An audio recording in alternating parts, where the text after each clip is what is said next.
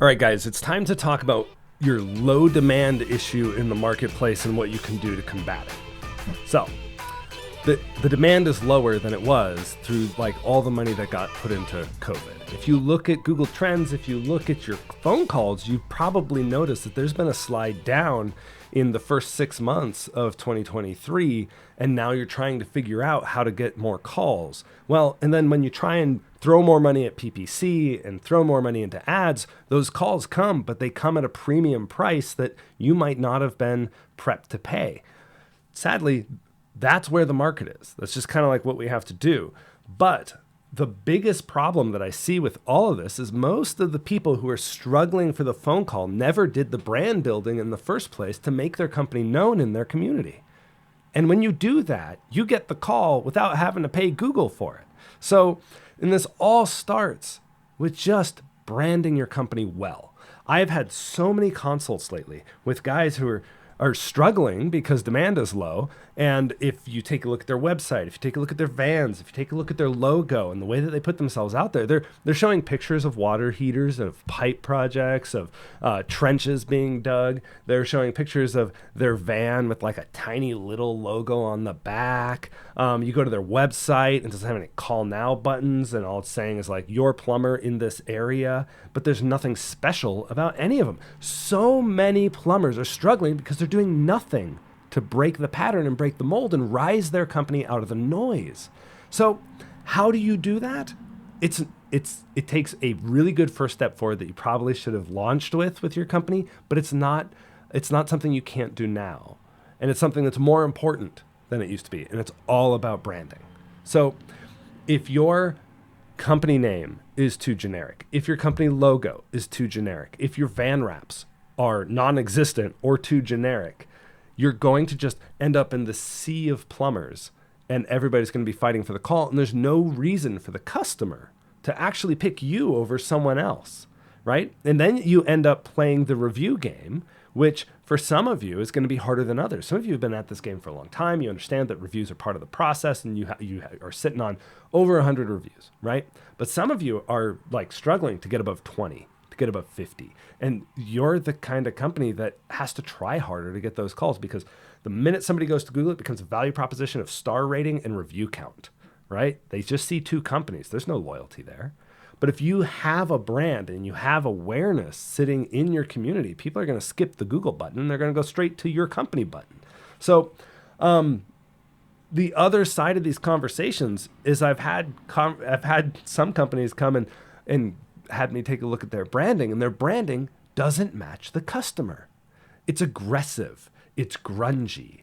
It's better suited to like motorsports than it is to your affluent residential customer, right? And so I see that all the time as well, because plumbers are usually cut from a similar cloth who start a company because they have a skill set. But you have to realize that your job as a business owner is to meet your customer, not to meet your personal preferences, right? So when you are setting up your brand, if your brand looks aggressive, you're excluding one of your core demographics. Your core demographic is going to be the woman at home who has children, who can't get their husband to do the work, or their husband doesn't know how to do the work, and they're tired of waiting for a fix, or they just want it fixed immediately. That is the best customer you can get, because they end up just saying, please fix it. I don't care what it costs. So you don't get any price kickback. And if you serve them well, they will be a customer for 10 to 15 years, right? And then you make money year over year on this person who came to you. But you have to attract them first. And if you're not doing that with your branding, you're missing out. And in a market that is down, you have to fight harder. And if your brand doesn't stand out, you have to fight even harder. And the only way to counteract that is by spending a bucket load of money on advertising. But if you have a brand that pops out, guess what? You're remembered because you have cool colors, an interesting character, or an interesting message to say. You're sticky in someone's head, which means they don't have to see you as many times, which means you don't have to spend as much money to get the same amount of traction. And if you do spend the same amount of money, you are going to be way further than the other companies in your market. And that's what I want to see happening with you companies who are trying to figure out what to do next. Like, spin your message, spin your logo. Really, you have to break the pattern and you have to pop out of the market. That is the best thing that any company can do. And the ones who started out this way, those guys tend to survive. Like, those guys tend to be like, people kind of just get attracted to them.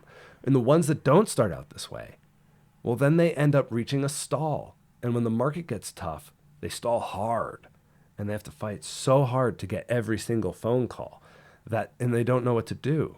But they aren't set up. They don't have the foundations in place yet to really attract the customer that they want and they need. So they have to go back. About the only thing they can do is spend more money on ads and try and reactivate their old customers through communication. And most of those guys, I'll tell you, you aren't reactivating your list enough. Like, you need to go back and you need to nurture the people who have hired you before to build that loyalty. Because if you don't have a sticky brand, like, they're the minute that they see someone else who looks more attractive, they're going to go for that person. So I'm going to be talking about this a lot. Like, I'm going to be harping on this for you guys because it's so fundamental in the world of relationship building, and that's all that business is.